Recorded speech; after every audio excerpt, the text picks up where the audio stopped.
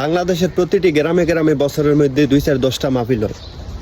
আর Saudi আরব আমি প্রায় 6 বছর রানিং প্রবাস জীবনে আছি, আজ পর্যন্ত দেখলাম না যে কোনো জায়গায় কি যে মাহফিলের কোনো অনুষ্ঠান হইতে বা হইলে তাও আমি জানি না, তবে আমার জানা মতে আমি দেখি নাই। আর যদিও হয় তাইলে এটা অন্য জায়গায় আমি জানি না।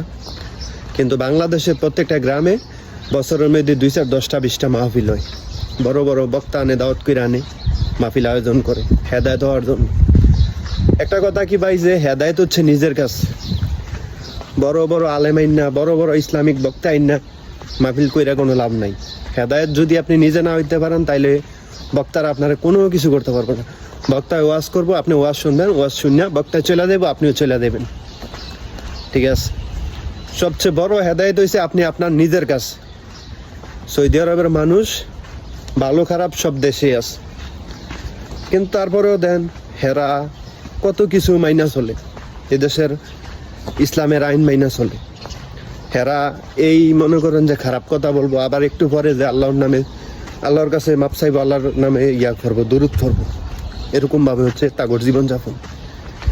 কিন্তু বাংলাদেশে টাকা খরচ করা যে মাওলানা আনে, বড় বড় মাওলানা আনে, আলেম আনে, আইনা মাহফিল করায়, কি লাভ হইব ভাই? নিজে ভাই হেদায়েত, আমি আবারও কই, হেদায়েত হইছি নিজের কাছে।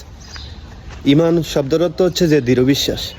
আপনি আল্লাহরে বিশ্বাস করেন, আল্লাহরে অনুসরণ করেন, সেই পথে চলেন, ঠিক আছে?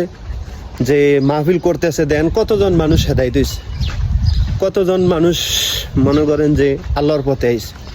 সবাই সবার মতো মনে করেন ব্যস্ত, কে কারে মাইরা উপরে যাইব, কে কারে পায়ে ধরে টাইনা নিচে নামাইব। বাংলাদেশে এগুলো চলতে আছে। যাক, আমি মনে করি কি যে বিদেশ দেশে বর্তমানের বাংলাদেশের যে সিচুয়েশন, তার দিকে বিদেশ আলহামদুলিল্লাহ সত্যগুণে ভালো আছি। কাজ করি, কষ্ট হোক যাই হোক, দিন শেষে ভালো আছি। যে নিজের একটা মনে করেন যে স্বাধীনতা, নিরাপত্তা মোটামুটি পাইতে আছি। এখানে যদি মনে করেন যে আমার গায়ে বিনা কারণে কেউ হাত তোলে, পুলিশকে ফোন করতে দেরি নাই, চলে আসবো, কি সমস্যা? দুজনরে অ্যারেস্ট করবো, এখানে যার নাই তারে নিয়ে যাইব।